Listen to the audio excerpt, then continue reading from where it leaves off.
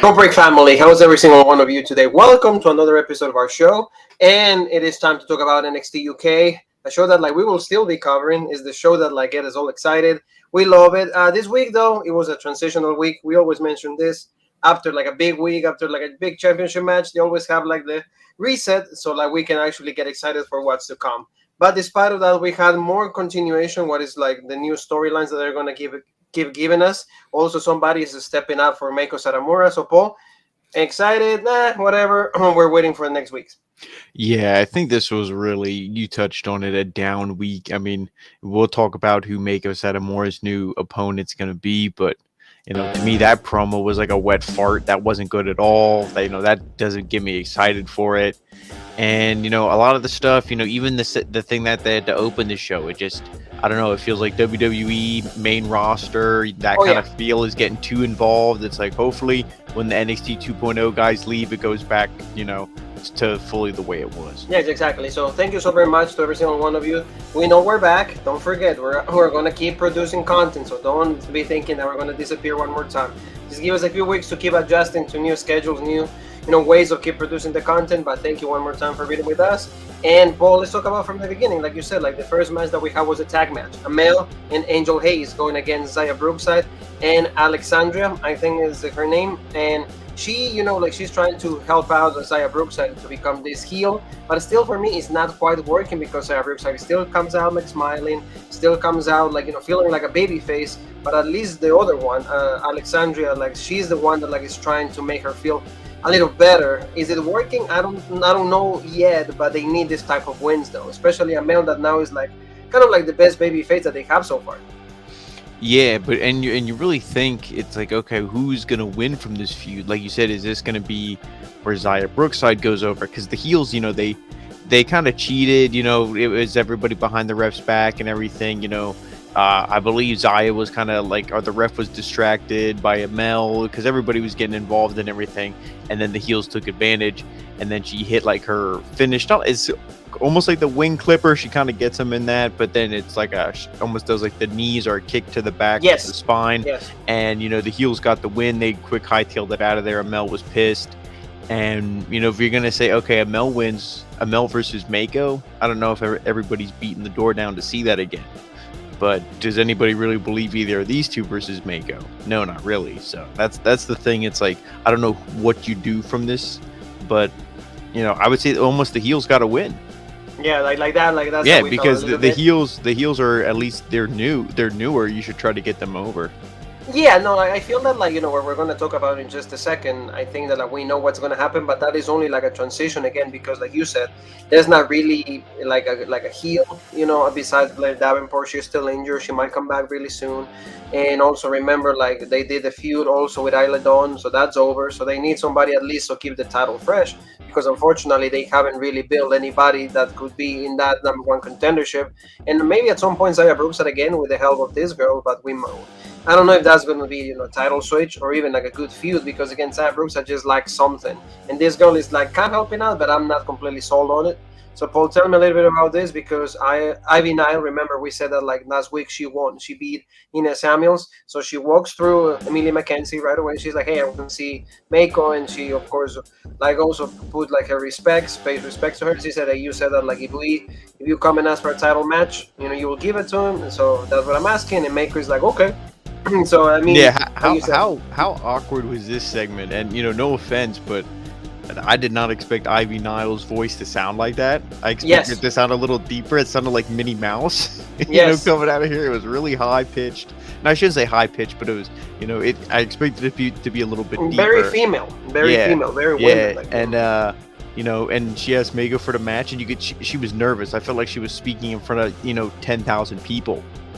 She was like, it was the first. Well, it was. I feel like that was her first promo. I never heard her cut a promo before. But then again, I haven't been watching 2.0 in the past 10 weeks. But anyway, and then Mako, instead of not just saying oh, I accept, or they have some kind of stare down, just okay. Yeah, and then she smiles.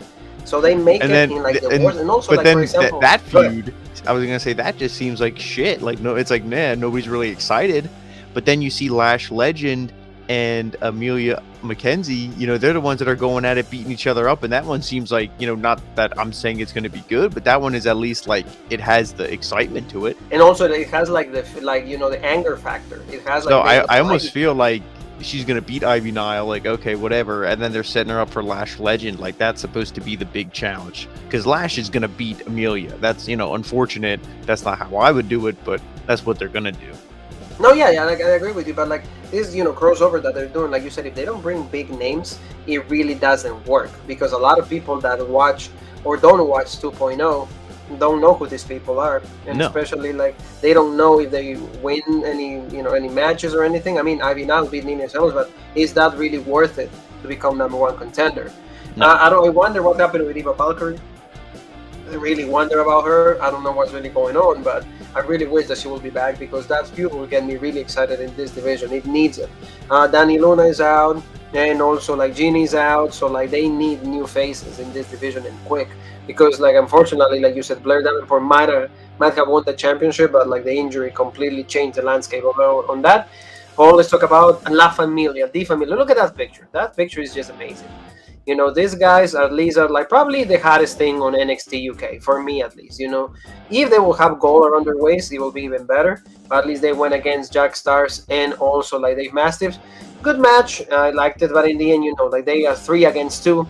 The numbers like overpower them. So what do you think? Yeah, I mean, you knew everybody was going to get involved. The only thing I didn't like is when you see Jack Stars, beating everybody up. Especially like Dempsey on the outside, it's like, come on, Jack Stars to be, okay, he can get the hot tag and make his comeback, but he's not John Cena. He shouldn't be beating everybody, dumping everybody over the top and everything.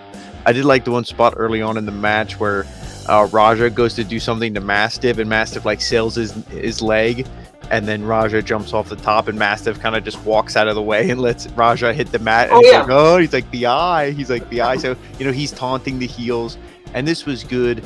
And like we said, of course, the numbers game. Tio Man hits his big finish. I like the finisher. Like a twisting, like I don't know, like a backbreaker. And like we said, these guys, they needed to win. And because of this, there was a bunch of collusion. Everybody was screaming at each other, going crazy. So pretty much in A-Kid and Dempsey's match, D Familia's banned. They're not going to be there and everything. So they're just kind of hyping up that match, which we're both looking forward to. I remember Paul, what like Tio Man said is like, calm down. The eye will come with a plan. The eye will come with a plan. So that was really cool. Like the Familia, again, the hardest thing for me. Keep stables like that. The Bloodline, I'm sorry. I don't know. We, like Paul says, 2.0.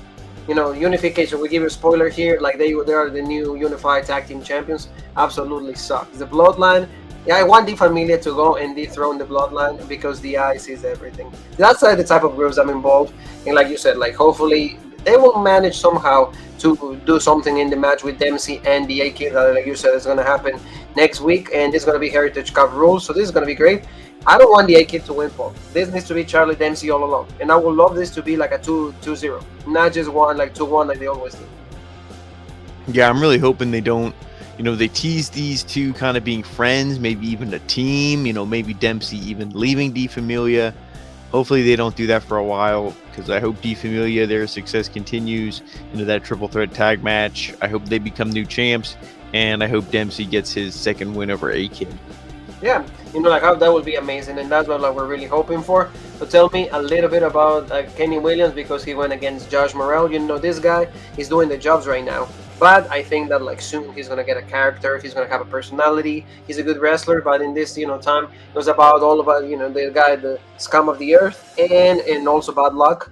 But like this is they're still taunting. They're still telling you the story where Amir Jordan. So that's good. That's what I want to see.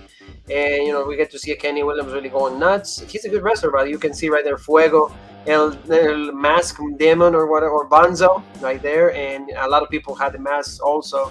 So that was really cool to see at some point, they're going to reveal he's Amir Jordan. Yeah, I didn't. The only thing I didn't like, I mean, the match itself.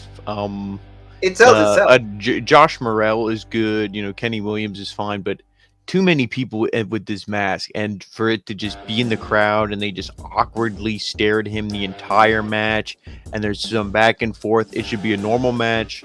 Maybe somebody in the crowd does it. You plant the guy to kind of just, and Kenny Williams rips the mask off him and throws it away.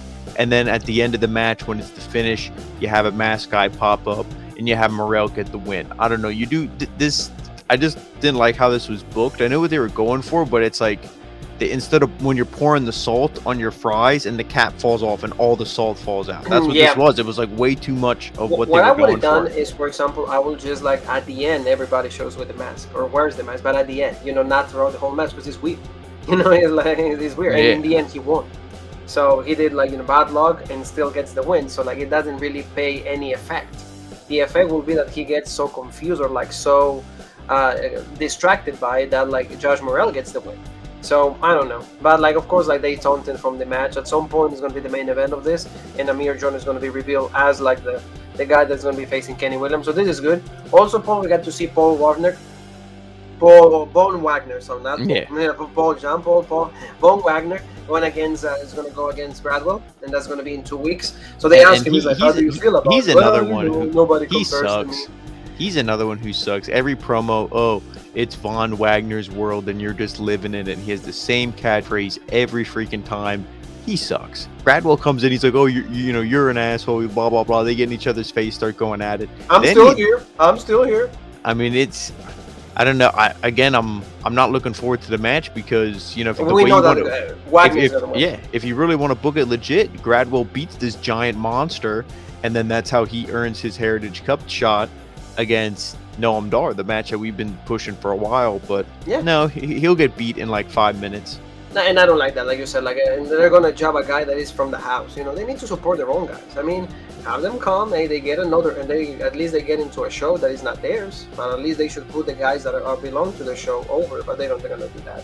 So that's what we're gonna see in 2 weeks. Really not looking forward for that. They need to give me something else as the main event, because if that's the main event, it's gonna be even more generic.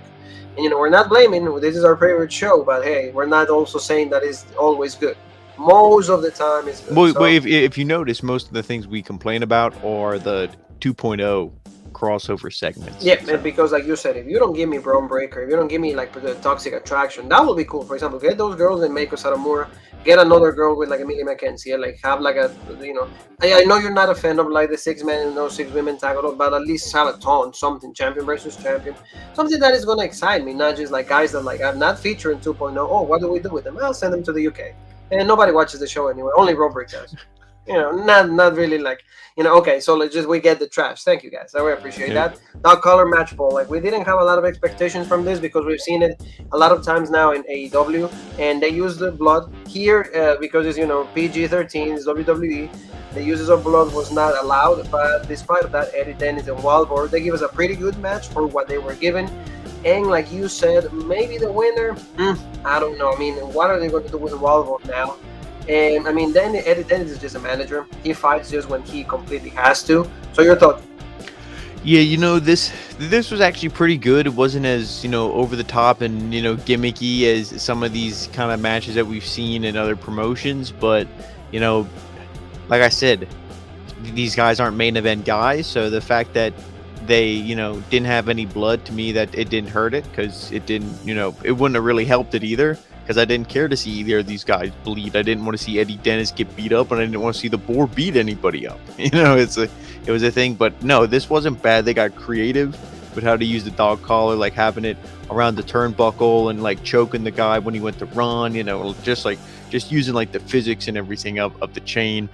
And they used it good. You got a little bit of interference, Primate got involved doing breaking up pins and stuff like that. But of course, it's all legal, blah blah blah, no DQ and all that shit. But I mean, we all knew Wild Boar was gonna win.